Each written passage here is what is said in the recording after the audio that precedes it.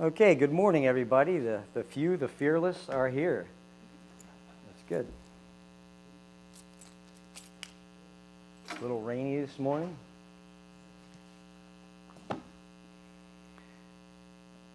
In the back, you will see that we have the map notes. We're going to finish those notes today. So if you do not have last week's notes have a map on the front.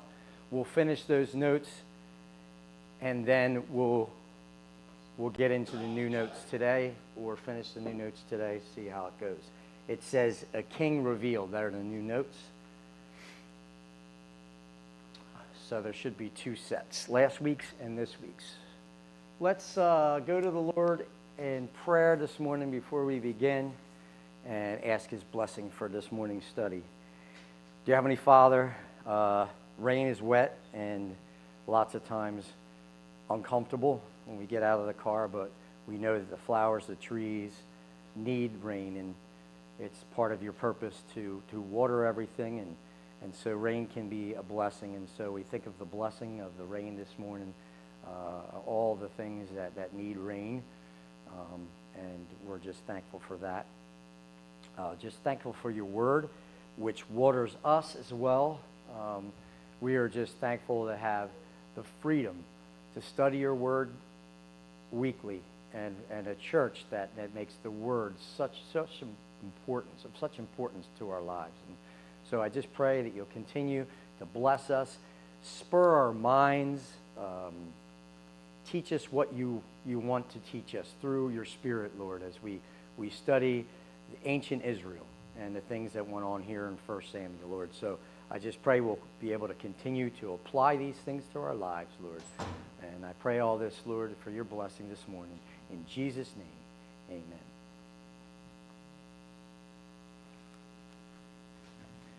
Okay, so we will review. Then when we do get into the notes, we're going to be at the bottom of page 3 in verse 6 of 1 Samuel chapter 9. And we'll pick it up from there. So if you do have the notes with the map on it, and you are to page and look at the bottom of page 3, you'll see we were on verse 6 last week. And that's where we'll pick it up, right at the bottom. Okay, review.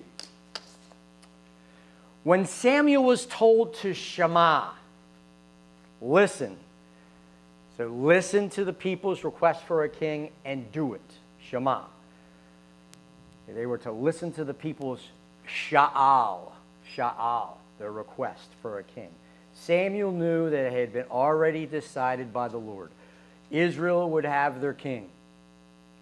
The question remained, and it was a good question, how and when would the Lord make clear to Samuel who this king would be and how all this would shake out? Now, the answer to that question would come in a story involving lost donkeys. Now, there was a Benjamite by the name of Kish from the town of Gibeah. Now, this town was just a few miles north of Jerusalem, very close to Jerusalem. Kish is defined as a mighty man of valor. We looked at last week, a mighty man of valor. Now, there are two Hebrew words at play here. The first Hebrew word is Gabor, and the second is Chayil. Now, Gabor means mighty, more in a physical sense, military prowess. Chayil means more wealthy or well-to-do, but it also carries with it the idea of having some sort of political influence. So a little bit more than just well-to-do.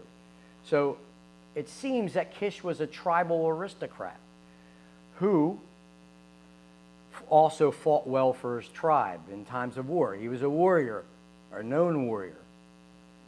Now, this man had a son named Shaul, or Saul, which means the requested one. At this time, we got to understand that Saul had made no name for himself, and he really would not have been known, except maybe by his family and those closest to him. But there was something different about this young man. he was striking in appearance and was probably amongst the most handsome men of his tribe and possibly all Israel. There was another unique aspect of his physical appearance. He was tall, described as head and shoulders taller than anyone in Israel. Now, because of his height, his good looks would have stood out in a crowd. Last week I said, close your eyes and envision a crowd of Benjamites standing together, maybe for the photograph, an ancient picture. And if we look at that picture, we probably would be able to pick out Saul from the crowd. Oh, there he is. That's the one. So he stood out. Because of his height, his good looks stood out in the crowd. The elders were going to take one look at this man, and boy, would they be bursting with excitement. His appearance is exactly what they had in mind. Saul would be everything they had visioned, but we are going to find out he won't have the proper mindset to remain as God's king over Israel. Saul would be charismatic, he would be tall, he would be handsome, and part of a prosperous and influential family. But that won't save his kingship because of his heart. Now, last week we began a story about just how God would introduce Samuel to the first king of Israel and vice versa. Kish had lost a very valuable group of female donkeys. Female donkeys were not only a great work resource, they were the beasts of burden, believe it or not, but for a landowner, but they also were a vital source of income and profit because of their ability to breed. So they are much more valuable female donkeys than male donkeys. He would not leave this important task to just anybody. Kish would ask his own son to go find these donkeys and bring them back home. He was also to take with him an unnamed household servant, or possibly for greater safety. 2 heads are greater than one, and one could watch the other one's back. So it was important that his son go with somebody. These young men seemed to travel in a sort of well-thought-out circuit. It wasn't a haphazard sort of trail they blazed. They thought it out, they planned it out, with the idea of covering the most amount of ground as possible. They may have possibly ventured even outside of Benjamite territory to the north as far as Ephraim, at least up by Bethel. Now, once their circuit was completed, they ended up back in an area called the land of Zuph. Now, Zuph was a powerful clan leader in the tribe of Levi who settled in and around the town of Ramah. Now, remember this verse. This is the very, very first verse of 1 Samuel. Now, there was a man from Ramathaim Zophim. Now, that could be translated Ramathaim, a Zuphite as well, from the hill country of Ephraim, and his name was Elkanah, the son of Jeroham, the son of Elihu, the son of Tohu, the son of Zuph. All right, so Elkanah's great-great-grandfather and Samuel's great-great-great-grandfather was Zuph. More than likely, this man brought his family, his clan, into the area of Ramah, settled that city. Might have been one of the warriors that was involved in cleaning that city out of Canaanites. And so it became known as the land of Zuph. It was in this area outside of Ramah that Samuel says to the servant that he thinks it's time they travel the last few miles back home to give a report to his father, who would by now be more worried about them than these lost donkeys. Now, this week we will pick up our study with the servant's reply in verse 6. But I want to begin by reading the whole story. So what I'm going to do is I'm going to read 1 Samuel chapter 9. You can turn in your Bibles if you'd like to do that. 1 Samuel 9. I'm just going to read verses 3 to 14 to start today's study.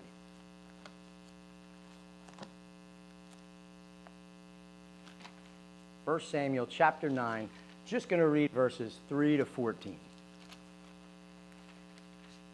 And then we'll start our notes. So let's read this story of lost donkeys. Verse 3. Now the donkeys of Kish, Saul's father, were lost. So Kish said to his son, take now with you one of the servants, and arise and go search for the donkeys. Now he passed through the hill country of Ephraim and passed through the land of Shalisha, but they did not find them. Then they passed through the land of Shalim, and they were not there. Then he passed through the land of the Benjamites, but they did not find them. And when they came to the land of Zuph, Saul said to his servant who was with him, come, let us return, or else my father will cease to be concerned about the donkeys and would become anxious for us. And he said to him, behold now, there is a man of God in this city. Which city is that? Zuph isn't the city, that's the area, like Egg Harbor, like, what is it? Ramah, okay? Ramah, right? There's a man in this city, and the man is held in honor, and all he says surely comes true. Who's the man they're talking about? The seer, Samuel. Now let us go there, perhaps he can tell us about our journey on which we have set out. Then Saul said to his servant, but behold, if we go, what shall we bring the man? For the bread is gone from our sack, and there is no present to bring the man of God. What do we have? And the servant answered Saul and said, behold, I have in my hand a fourth of a shekel of silver.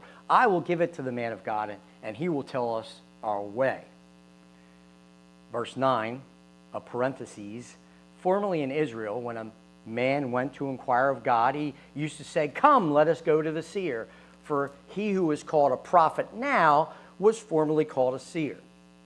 And then Saul said to the servant, well said, come, let us go. So they went to the city where the man of God was. And they went up the slope to the city, and they found a young woman going out to draw water, and said to them, young women going up to draw water, said to them, is the seer here? And they answered them and said, he is. See, he is ahead of you. Hurry now, for he is come into the city today, for the people have a sacrifice on the high place today. As soon as you enter the city, you will find him before he goes up to the high place to eat. For the people will not eat until he comes, because he must bless the sacrifice. Afterward, those who are invited will eat. Now therefore, go up, for you will find him at once. So they went up to the city, and as they came into the city, behold, Samuel was coming toward them, out toward them to go up to the high place. Very interesting. So let's take a look at what happened here in this story. Let's pick it up in verse 6. Just as Saul suggested that they abandon their search, the servant boy comes up with a better idea. He says this, behold, now there is a man of God in this city. We talked about, this is Ramah. And the man is held in honor, and all he says surely comes true. Right? Now, let us go there. Perhaps he can tell us our journey we have set out. Now, the phrase man of God is used by the servant.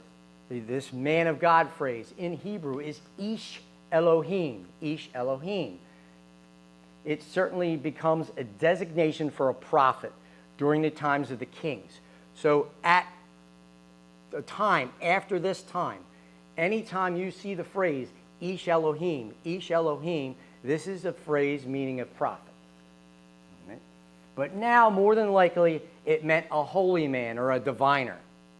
All right? And so this term, as well as the term for seer, and we know, we've studied this, the changing and the evolving of language, right?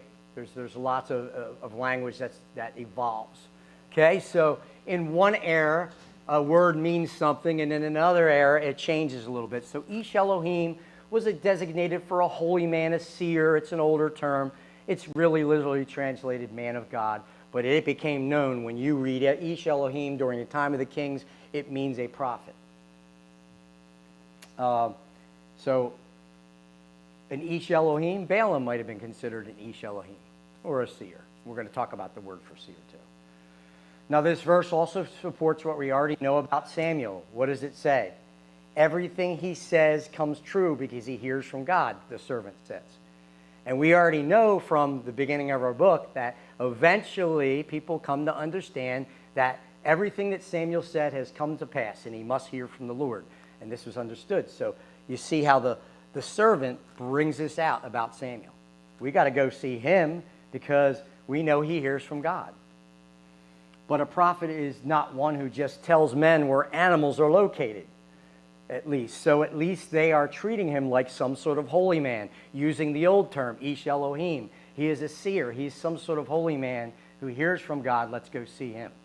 And I wanted to point that out in this story. They're not treating him like a prophet at this point, just a seer.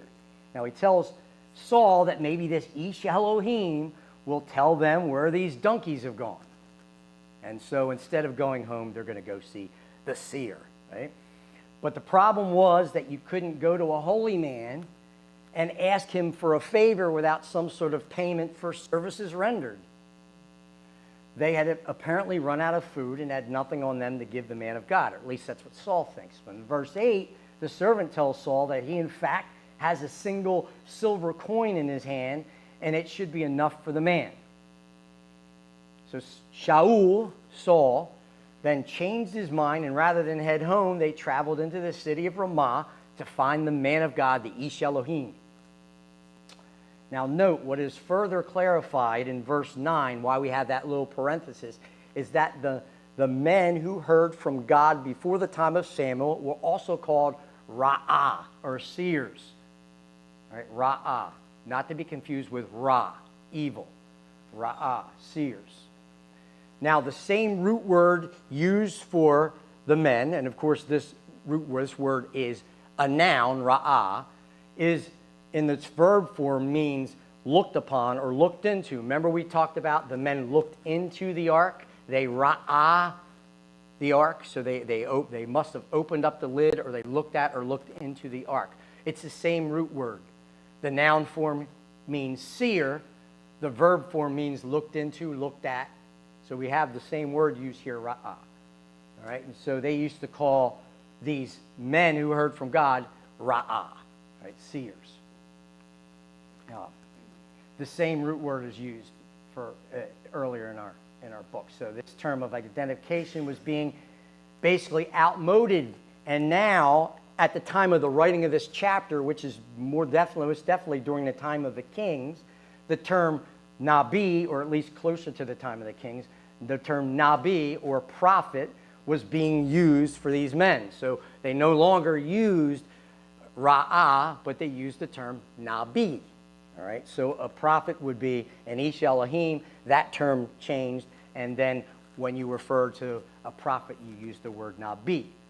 So if we went back in time, and we went during the time of the prophet Isaiah, and we referred to Isaiah as a Ra'ah, what do you think an Israelite would say to us? No, right? The Israelite would say, wait, we don't use that term for a prophet. Isaiah is a Nabi.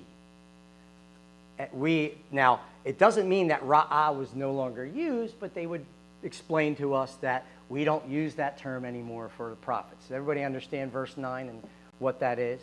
It's very, very neat, the changing, how language changes, and to observe those things. So that's pretty cool. All right, so Samuel will become known as a Nabi. And they're using the old phrase, Ra'ah, or Ish Elohim, for Samuel. All right. So it becomes outmoded. So 1 Samuel 3:20, if Samuel is the writer, Samuel calls himself the Nabi. Right? Because he is definitely a prophet. The point is that Saul and the servant were treating Samuel a little bit like a Ra'ah, and were even using this outdated term when they were decided to go see Samuel. And a reader during the times of the kings would have understood this nuance. Am I beating a dead horse here? You guys, everybody understands? So, if I'm a reader in 500 AD or BC even, I would understand what the author is talking about here. Okay. So, anyway, in verse 11, moving on, we have a description of the topography now, and the best place to ask for directions. First, why does it say they went up the slope to the city? Does anybody remember what the deal is with Ramathaim What does Ramathaim mean? It's on top of the hill, double heights. Ramatha, right? That first part of the word is heights, or up high, a hill, right? But it's Ramathaim. Remember, im is the plural in Hebrew. So anything that has an im at the end, Elohim, the plural, right? The plural of El. So Ramathaim is plural, double heights. And so Ramah was built up high. So they went up the slope to the city. The city was Ramathaim, which means double heights. The city was built on a hill like many cities of the time period. So they walked in an upward direction to get to Ramah. And just like modern times where the idea is to stop at a gas station to ask for directions, they stopped at a well to ask these women for directions to the local holy man. Now, in case you're saying, well, what are you talking about here, Deej? Remember, lots of things occurred at a well in history, biblical history, right? Moses finds his wife at a well. Eliezer of Damascus, which was Abraham's servant, was sent, and he finds Rebekah at the well. Jacob meets Rachel at the same well, and Jesus talks to a Samaritan woman at the well. So all business and commerce was done at the city gate, but if you wanted to get the latest news and the gossip, you went to the well, right? That's where you went and you got the latest, right? So, you know, I want to give you the picture. They're entering the city, they're going up the hill, and the wells weren't in the city. They were just outside. So they get to the outskirts of Ramah, somehow up on this hill, and there's a well, and there's a bunch of women. And he's going to, if anybody knows where the seer is, these women are going to know where he is, right? And so they go to the gas station to ask for directions. They know where to go. Anyway, the girls pointed the way, and they also informed Saul that the seer was about to start sacrificing at the high place, or had sacrificed and was about to serve this feast where the altar was located. But they needed to hurry as the ceremonial feast was about to begin. Now remember that the meaning of the city's name is double heights, so the main city may have been like on one hill, while the altar was probably built on the other hill. Again, I'm just speculating, but this is double heights, and so the area where Ramah is, possibly most of the city, or where the living quarters were, or even where Samuel's house was on one hill, and possibly there's another section of a hill where this high place was built, and we're going to talk a little bit about that, but there's the altar is there. And so this is probably the other hill that it's on. So they point the way, and we did hear about this altar before, though. Does everybody remember this? In 1 Samuel 7:17, when it talks about Samuel's circuit that he traveled as judge, it says this. We're at the bottom of page 4.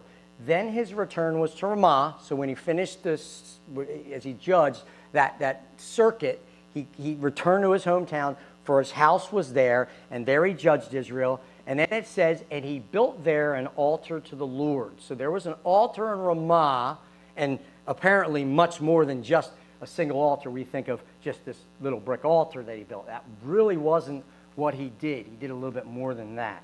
So decades earlier, Samuel built this altar to the Lord in his hometown.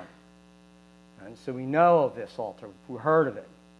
Now somehow the women knew that the people were waiting for Samuel to bless the sacrifice. So he's done this a ton of times, and the women understood how this worked, right?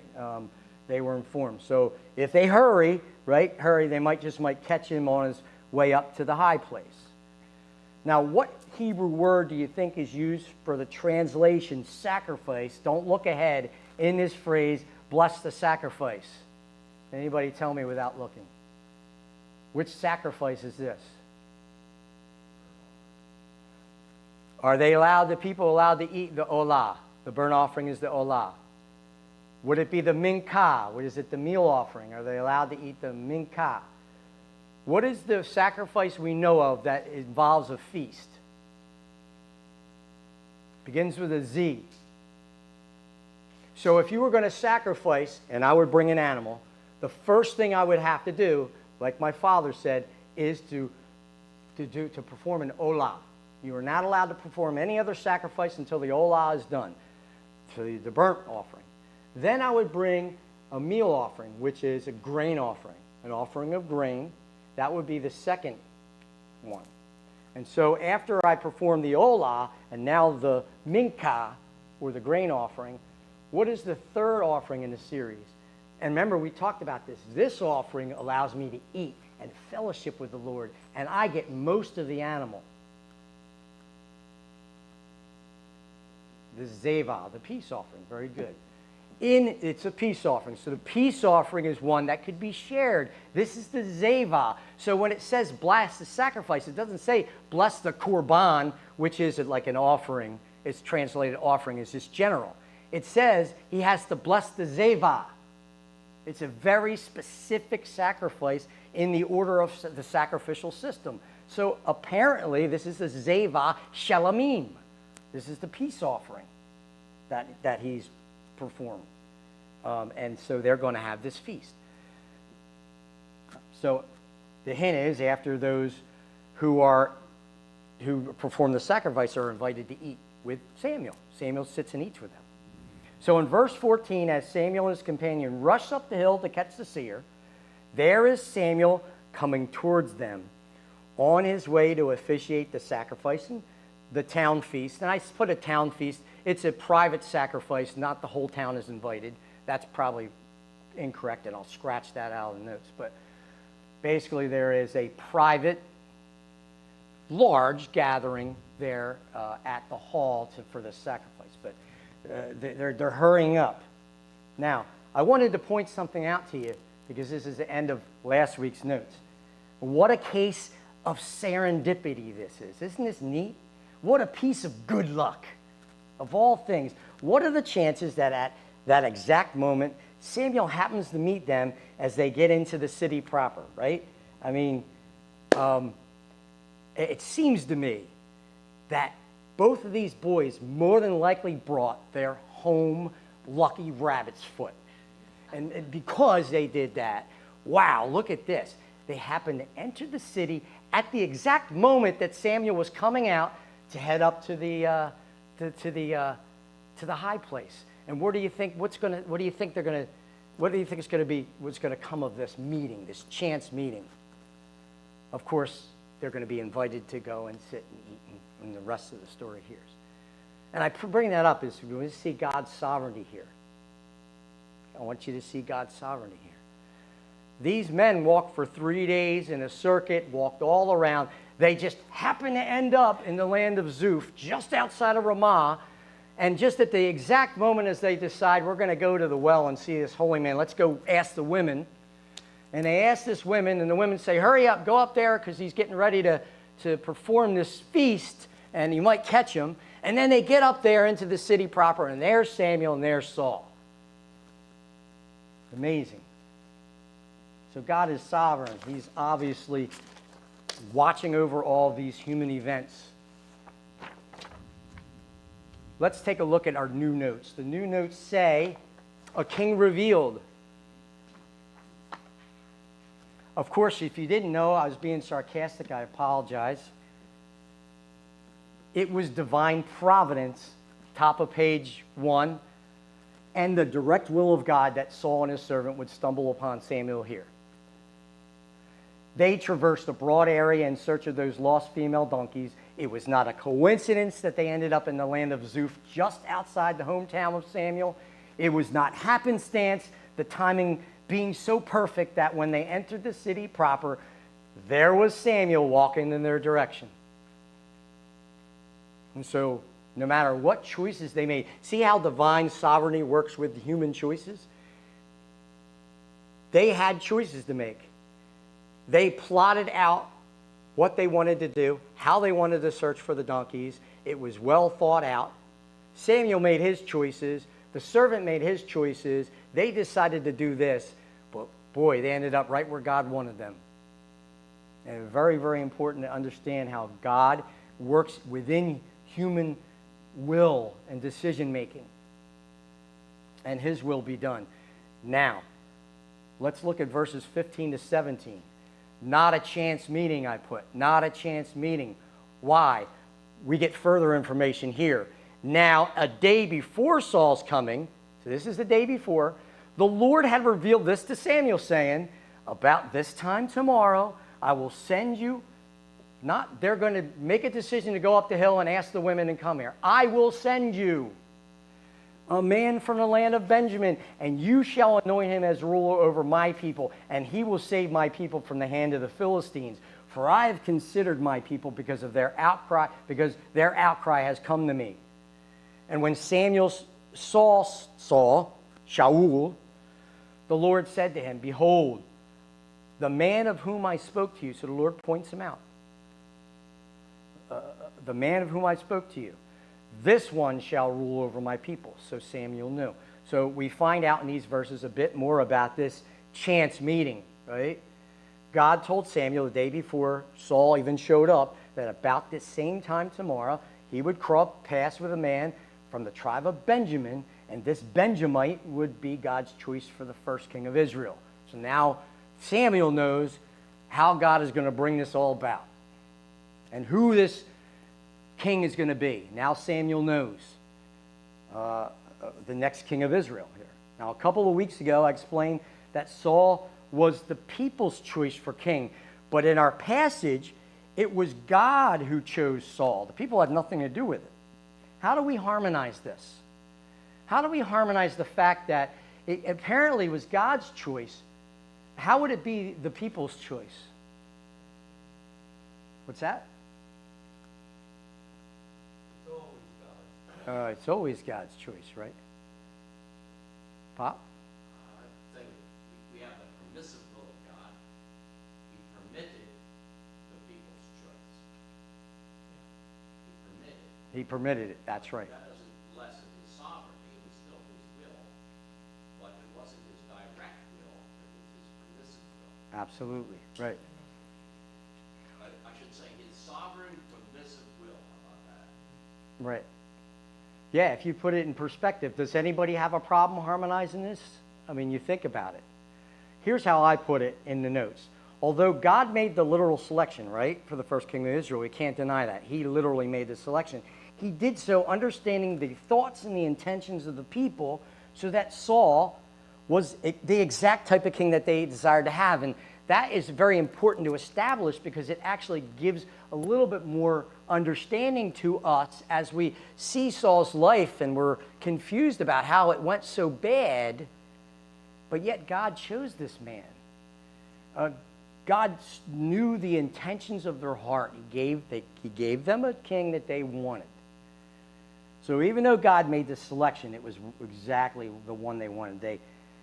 Then afterwards, they confirmed God's selection by agreeing that Saul was in fact the king they were looking for. As a matter of fact, they were falling over themselves when they saw this man. How handsome he was, charismatic, tall. He's king-like, at least in appearance. That's it. And and so then they confirmed God's selection. There's another point I want to make as we traverse through this section of Saul. Saul will be an instrument God uses to save the people from the Philistines. That's a fact. This tells us that once again, I want you to keep in mind, the Philistines must have been making headway into Israelite territory and viewed as an imminent threat after having peace for decades. So there had to be some Philistine trouble here. And they talked about that when they went to search for a king. The reason why they were so intent in getting one quickly because they were tired of the Philistines and it looked like the Philistines were stirring up some trouble. And so it's confirmed in this verse. The people were beginning to cry out to the Lord because of these threats, and God was going to send a deliverer. Saul was going to be used. But Samuel lived through most of Saul's reign, and my point is that the blessing of Samuel's judgeship combined with Saul's early faithfulness, and Saul started out faithful, but it's Saul's early faithfulness, which I think plays a much smaller part, is what prompted God to act on behalf of his people. It was his honoring of Samuel's faithfulness as a judge that the Lord then heard the cries of the people and would use Samuel and use Saul as an instrument. But it was Samuel's faithfulness. I don't want us to forget that. But I do want us to understand that for all intents and purposes, right now, Samuel's judgeship is ended. He is going to be a Nabi. He is going to be Saul's prophet. And he's more going to be a prophet now moving forward to Saul as Saul starts as king. But it's really Samuel's faithfulness that is important to understanding here. And the last thing, when the Lord spoke to Samuel on the day before, he was to anoint this Benjamite as the verse is the word is Nagid, okay, or ruler over Israel. That's why it doesn't say king in the NASB or any other translation. The term Melech is not used. That's the term for king. He is a Nagid. So why were they using Nagid rather than Melech? He was supposed to be anointed king over Israel, right? Now, Nagid is translated a couple different ways. Of course, ruler by the NASB here. But Nagid can also be translated as prince. And what is a prince? A prince is a king in waiting, right? Usually the prince is the sons of the king, and the prince, the one, the Nagid, is the king in waiting. It's the firstborn son of the king that isn't king yet, but he's kind of getting ready to be king. When a current king dies or grows a little old or too infirm to rule, the Nagid then becomes Melech. All right? So some scholars have had a problem with the use of the word Nagid here. I don't see a problem with it. He's a king in waiting. But there has never been a king in Israel. There isn't a current king, right? So he can't be a prince to anybody. So he is a Nagid. We would think of it, the idea is that Saul was anointed by Samuel as a Nagid, a king in waiting at this point in time. He's not king yet, but he's going to be anointed. So we have an anointing, but he's not been anointed Melech, and that'll come. So he'll remain that way for a period of time, very, very brief period of time, by the way, until a public ceremony is set to make Saul an official Melech. And I just wanted to point that out a little bit as a nuance in the passage, in case you had the question, why does it say ruler twice, and not king or something more specific? The point is that Saul left Gibeah. I want you to see how God worked. Saul left Gibeah as the son of Kish. Probably not well known besides maybe just a few people in his family, right? And he will return home as Nagid of Israel. Saul is not a king yet. And I have to wonder how much he actually shared with his family. So think about this. After our story, Saul goes back to Gibeah to his father, right? And so I wonder if he shared the news or he kept that to himself. I kind of think that Saul did not share much of anything to anybody at this point, despite this dramatic ceremony that we're going to see. But he goes home a Nagid with his family. But again, that's only speculation on my part. The donkeys actually had been found already, but they didn't know. The donkeys were found, and Samuel's going to take that off of Saul's mind. Now, when Samuel laid eyes on Saul, the Lord confirmed, right, in his mind that this man is indeed the requested one. Now, imagine Samuel's surprise when he finds out that the name of this Benjamite was Shaul. We talked about that. Shaul means the requested one. I think the irony would not be lost on Samuel like the irony is not lost on us, right? They Sha'al and they got Shaul. Right? Sha'al means to request, right? And Shaul means the requested one. So they requested for a king, they got the requested one. And possibly Samuel would have understood. What's his name? Shaul? Is it really? Yeah. Saul invited to the feast we read about. Then Saul approached Samuel at the gateway and said, "Please tell me where the seer's house is." He went up to Samuel and said, "Where's the seer?" And Samuel answered Saul and said, "I'm the seer.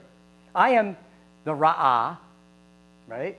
"Go up ahead of me to the high place, for you shall eat with me today, and in the morning I will let you go, and will tell you everything that is on your mind.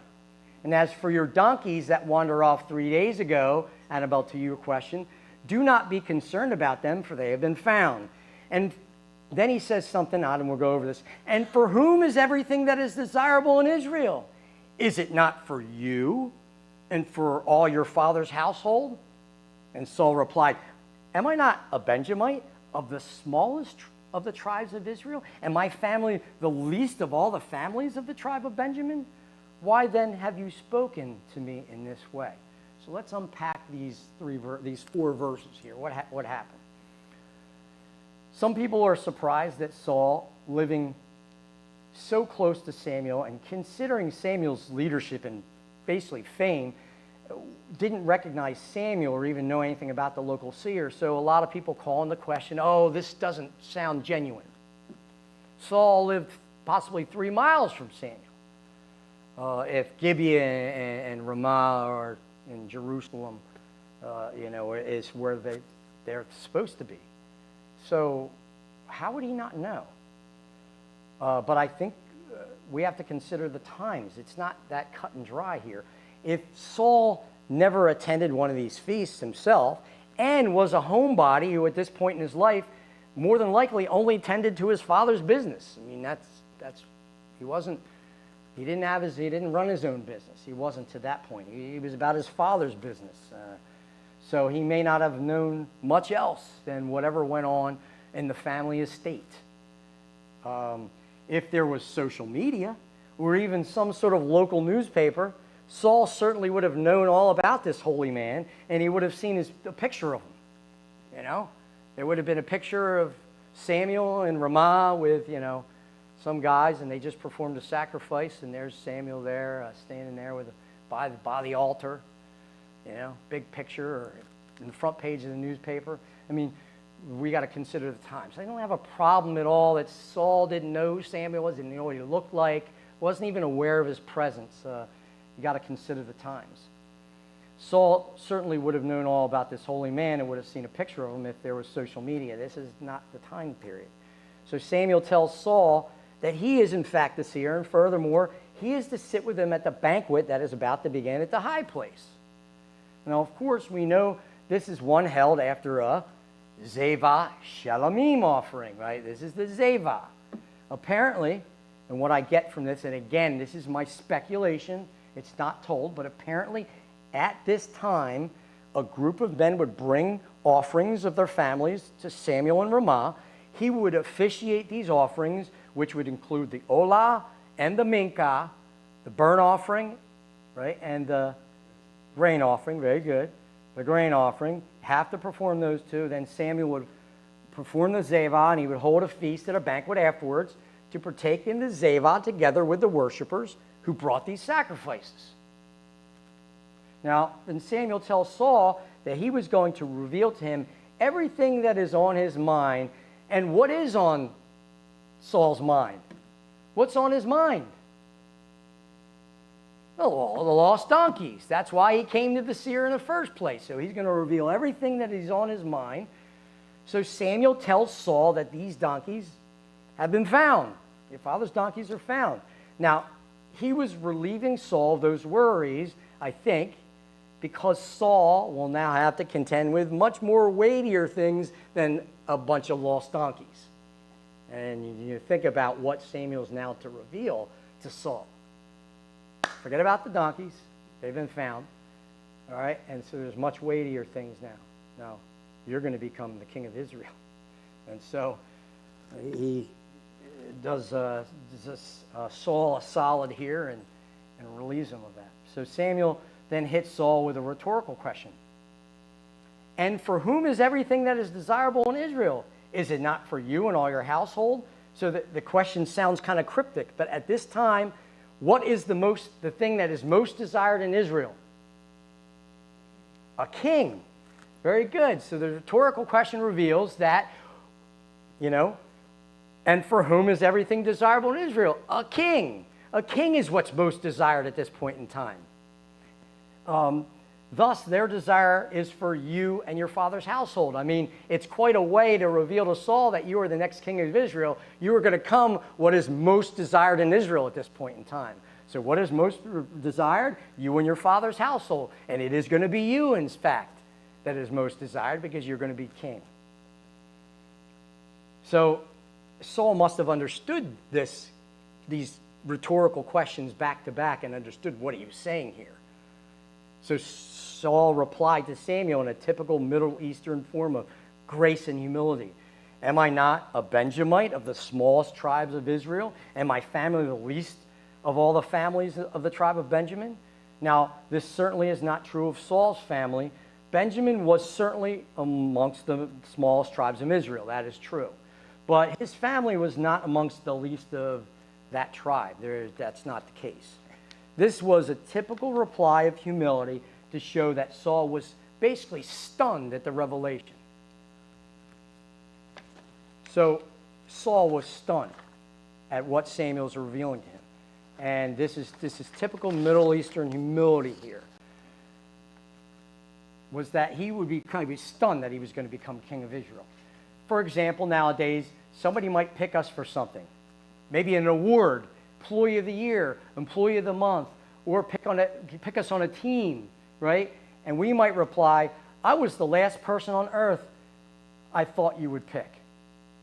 This doesn't mean that you literally thought that every human being on the planet would have been considered before you. It simply means that you were very surprised and shocked that you were chosen.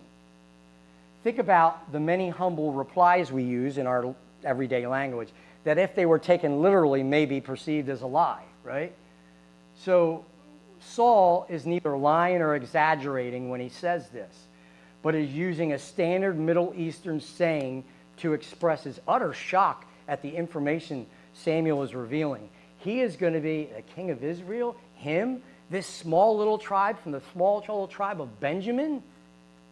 And of course, the not false humility, just an expression of the times that, and the least of all the families in this tribe, and it's going to be me. I mean, Saul was just shocked that this was going to be, he was going to be chosen out of everyone in the whole nation.